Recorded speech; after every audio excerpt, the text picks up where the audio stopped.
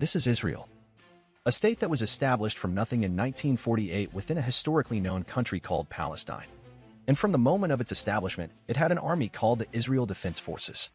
What's strange is that from that day to the moment this video is being broadcast, this army has not engaged in any defensive actions. All of its wars have been expansionary, starting from the first war in 1948, the wars in 1956, 1967, 1973, 2006, and not ending with the ongoing genocide as you watch this video. And I don't know on what basis Israel insists on naming its army the Defense Forces when in all its wars, it expands onto Arab lands. From the moment of its establishment, Israel gained two privileges from major world powers: the United States and the Soviet Union and Britain. The first privilege is called the right of Israel to self-defense, which means Israel's right to defend itself within its own territory. The second privilege is the anti-Semitism law, which allows Israel to curb anyone who opposes Israel's policies in any country in the world. This means that even someone merely carrying Palestinian flag could be considered anti-Semitic, as is currently the case at Harvard University. Let's set aside the second privilege for now and focus on the first one. What does it mean, the right of Israel to self-defense? It means that Israel is allowed to take any action it sees fit, regardless of human, religious, and political norms, as well as the resolutions of the Security Council and the United Nations. So, it was established with this area, and by 1967, it expanded to cover this area, and today it remains within this area. How did that happen? It's probably what they call the right of self-defense. I won't keep you waiting, dear friend. All you need to do is support us by sharing, commenting, and liking this video. Let's talk about 5 issues you should always remember whenever you hear the phrase, Israel's right to self-defense. First of all, imagine with me that you currently are living here, and this land is what remains of the Palestine known before 1948. In this scenario, you are here on this map, going about your day, whether you're working, walking on the street, or simply at home, living your life. Suddenly, without warning, rockets strike the houses of your neighbors. First one house, then another, and another. The shelling is getting closer to your home. You feel terrified and desperate to survive. What would you do? You start searching for a shelter to seek refuge, but you can't find one because Israel has prevented you from importing materials to build shelters. All right, then you remember that there are United Nations schools in Gaza or the West Bank, and you hide there. But unfortunately, your body vaporizes due to a rocket that destroys the school, and your life comes to an end. And if, by some miracle, you came back to life and asked, why did Israel bomb the school? They would tell you that there are members of Hamas at the end of your street, or there are tunnels beneath the school, the mosque, or the church. You would ask them how they can prove this, and the answer you'd get is, Israel has the right to self-defense. What does the right to self-defense mean? And self-defense against whom? In the largest open-air prison in the world, where more than 2 million people live, a prison surrounded by one of the largest, most funded, and armed militaries. What kind of self-defense is Mrs. Israel talking about? The first issue. Israel claims to be defending itself. Simply put, dear friend, if you start a war, you should expect a counterattack. Whoever attacks you, that war you initiated isn't a self-defense war at all. It has nothing to do with self-defense, and I'll tell you how in a moment. The Ukrainian army in its war with Russia managed to shoot down 2 drones in Moscow. In this case, does Russia have the right to defend itself by bombing Kiev? Russia is an occupying state in Ukraine, so how can we call Russia's bombing of Kiev a right to self-defense? Leave that aside. During the American occupation of Vietnam, the Vietnamese attacked American bases multiple times. Can we then say that the American bombing of Vietnamese villages was a legitimate act of self-defense? Of course, we can't. Here, we're essentially dealing with the same equation. The Palestinian resistance, which began with rifles and rocks and later evolved to include weapons capable of striking Israel, must be discussed clearly, honestly, and realistically. This is a limited response in the context of documented Israeli aggression dating back to 1914, even before the Balfour Declaration of 1917. Israel's aggression continued until 1948 and then expanded in 1967 with the occupation of Gaza, the West Bank, and the Golan Heights. These territories have been filled with armed settlers who stole Palestinian lands. Settlers backed up by all the authorities to divide lands, establish checkpoints, military walls, and aggressive behavior with one goal only: to make Palestinian life unlivable, subjecting them to siege, hunger, and daily armed attacks. So now, how do we understand Israel's right to self-defense? The second issue. Palestinian resistance kills innocent civilians. Therefore, Israel has the right to defend itself. To be honest, this is not accurate. Let's try to understand it more clearly. It's true that Hamas primarily targets Israeli soldiers, police, and military settlers in most of its operations. However, at times, they do target civilians recklessly or launch unguided rockets at residential areas, causing harm to non-combatants. And this is by no means the right way to wage a war. Instead, it's a significant problem that puts Hamas in the category of terrorist organizations. Because this approach makes the resistance ineffective and won't end Israeli occupation with attacks like these. But, dear friend, there is a solution to this problem. Captain Joe Biden came out on television a few months ago and offered this solution, saying, "If you allow Ukraine to be carved up, is the independence of any nation secure?" I'd respectfully suggest the answer is no. Captain Biden stated that Ukrainians have the right to resist the invasion by any means possible, and the possible means for Ukraine are providing them with airplanes, helicopters, and tanks. Why wouldn't this solution be possible for the Palestinians? According to Biden's, this solution is supposed to include any state in the world that is being invaded or is under occupation. So what is the possible means for Palestinians in resisting? Can they acquire weapons from anywhere like Ukraine does? Can they act like the Ukrainian resistance in killing, kidnapping, and bombing? Can they? Why doesn't this solution include Palestine? What is the possible means of resistance according to Biden's logic for the Palestinians? Unless there's something else we're not aware of that distinguishes the Ukraine-Russia war from the Palestine-Israel war. The third issue, Hamas is considered a terrorist organization, right? Well, what about Israel? Hamas is an armed jihadist organization that views the world through a religious lens, specifically from the perspective of the Muslim Brotherhood, which sees its state not only as Palestine but with borders extending from Tangier to Jakarta. Hamas was established with Israeli support to become a religious faction opposing the secular Palestinian faction led by Yasser Arafat. But Hamas rebelled against Israel and changed its course, connecting itself to the axis of resistance, controlled by the Islamic Republic of Iran.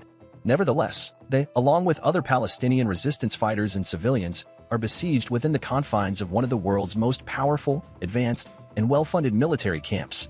What can they achieve? And what is the world expecting from them?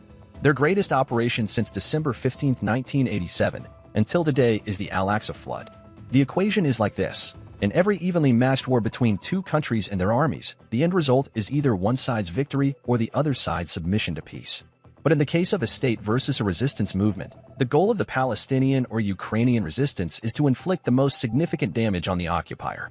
But nonetheless, this approach continues to cause significant civilian casualties.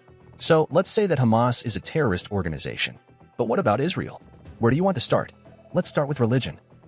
Israel is ruled by an alliance of far-right, extremist religious fanatics. All the members of this alliance are determined to transform Israel into a theocratic dictatorship, essentially turning Israel into another Iran, but fanatic Jewish this time. And this alliance of religious lunatics is in contrast to the Palestinian resistance, is able to impose its vision on other Israeli parties all the time, and secure support for the massive military establishment. Approximately $4 billion annually from American funds. For example, you have someone like Yitzhak Shamir, a former Israeli prime minister, who once said, "The present generation suffices with the current borders, but the next generation will need different borders." There is also Bezalel Smotrich, one of the most racist figures in Israeli politics, responsible for military programs that create Israeli settlements in the West Bank through a slow invasion, settlement expansion, and ethnic cleansing. He says, Israel should attack the Palestinians in a way that suggests the master of the house has gone mad. But what is striking is that what Smotrich said is a reality of Israeli military policy for years. The Mad Master of the House has been continuing his collective punishments for years, sometimes by demolishing the homes of innocent Palestinians, and other times by bombing the city of Gaza with white phosphorus. He has also targeted a UN-run refugee school and carried out mass executions of people inside a hospital. These are the practices of the Mad Master of the House, as described by Professor Smotrich. All right, the international community says, Israel has the right to defend itself from Hamas because Hamas kidnaps innocent civilians. Okay, here it has the right to save its people, but can you explain to me, dear friend, what does it mean when Israel detained 1,000 Palestinians without any charges or convictions in March 2023 and kept them hidden? And there's still no news about them? What do we call that? A soft kidnapping? Is Hamas a terrorist organization? All right, but Hamas is an Islamist political and military organization, while Israel's official policy is terrorism, kidnapping, and mass murder. This is what we need to remember whenever we hear the Western media singing and praising about the Israeli democratic values and Israel's right to self-defense. Israel is a terrorist state, and no terrorist has the right to self-defense. Let's make a note here. Israel being considered a terrorist state is not solely based on our current stance, but the United Nations in 1975 voted to classify Zionism as a form of racism and racial discrimination. However, this resolution was revoked in 1991 due to Saddam Hussein's actions in Kuwait and his shelling of Israel. In response to the Iraqi attack, Israel did not retaliate, but it used this situation to exploit the Arab states' vulnerability and pressured them through the United States and Britain to repeal the resolution that classified it as a racist state. This means that the revocation of the resolution was not due to Israel improving its policies or behavior towards the neighboring peoples or the Palestinians. Now, if we consider Hamas as a terrorist organization, what does that make Israel? How did the Sabra and Shatila massacre happen? What happened in the Deir Yassin massacre? What happened in the Golan Heights? Are these the actions of a democratic state or a terrorist state? Israel is a terrorist state, and I don't think any terrorist has the right to defend themselves. The fourth point, Israel faces Arab Islamic barbarism, so it has the right to self-defense. This is not a fact either. This is a media portrayal that depicts Israel as an oasis of European enlightenment and civilization surrounded by a sea of Arab and Islamic brutality, with the Palestinians being the prime example of this madness and savagery. How much stability do you see in Israel? Stability produces art, music, industries, and startups, but all this supposed stability has not generated a phenomenon that inspires people around the world. Meanwhile, the many Palestinian activists have created global phenomena that continue to be talked about for months and years. You can read about true expressions of humanity through the stories of activists who create global movements that resonate with the majority of people. One recent example is the Great Return March, which was initiated due to the establishment of separation zones and the construction of barriers between Palestinians and their homes, which were taken from them. In these marches, peaceful Palestinians engaged in weekly protests, walking from their homes to the borders of military-controlled Gaza. They did so with the understanding that they were risking their lives in defiance of the Israeli apparatus of terrorism. In these marches, the Palestinians presented a more peaceful and well-organized form of protest, emphasizing their persistent demand for justice. However, the response from the supposedly democratic and humanitarian state of Israel was to open fire on the crowds, resulting in the deaths of hundreds of protesters, including children. My friend, I want to tell you that as much as you may consider Hamas and Palestinian resistance as terrorists, and as much as you may see reckless actions that put the lives of innocent civilians at risk, and as much as you may acknowledge the brutality that Israel has exercised against them, there is one single result and image that emerges from this entire conflict. It's the image of the Palestinians who day after day, through a clear logic, prove to us the following. This war is not a Jewish-Muslim war, nor a religious conflict against secularism, nor an Arab-Western war. It's simply a human struggle against a killing machine of brutality. It's a confrontation of the oppressed against the oppressors. In such conflicts, who has the right to defend themselves? Think about it carefully. The fifth point, if you're against terrorism, then you should support Palestine or any country under occupation. Why? Simply ask yourself, on what basis do the Israeli rulers, who engage in terrorism, destroy the medical infrastructure in Palestine, starve its population, demolish homes with bulldozers, open fire on civil rights marches, and fill prisons with detainees, most of them without charges, evidence, and trials?